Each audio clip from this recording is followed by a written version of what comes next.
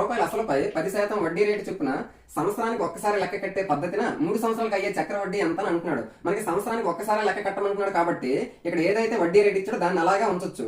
3 సంవత్సరాలకు అయ్యే చక్ర వడ్డీ, మన చక్ర వడ్డీ మొత్తానికి సూత్రం ఏంటంటే A = P × 1+R/100 n. ఇక్కడ n అంటే 3 సంవత్సరాలకు అడిగాడు కదా కాబట్టి n = 3 అవుతుంది.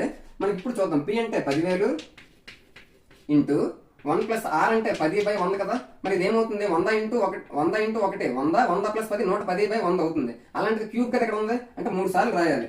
110/100 ఇంటూ 110/100 ఇంటూ 110/100. ఇక్కడ పైన మొత్తం అన్ని కలిపితే 7 జీరోస్ ఉన్నాయి, కిందనేమో 6 జీరోస్ ఉన్నాయి. అంటే టోటల్ గా పైన 6 జీరోస్ కింద 6 జీరోస్ క్యాన్సిల్ చేద్దాం. అప్పుడు 11 × 11 × 11 అంటే 11 క్యూబ్. 11 క్యూబ్ అంటే 1331. ఇక్కడ ఇంటూ 10 కూడా ఉంది కదా కాబట్టి ఇక్కడ ఒక జీరో వస్తుంది. ఇది ఏంటిది? Total amount. అందులో నుంచి ప్రిన్సిపల్ ని మనం మైనస్ చేసిస్తే వడ్డీ ఎంతో తెలుస్తుంది. అప్పుడు ఎంత వస్తుంది వడ్డీ? 3310 రూపీస్ వస్తుంది. Option 3 is the correct answer. Thank you.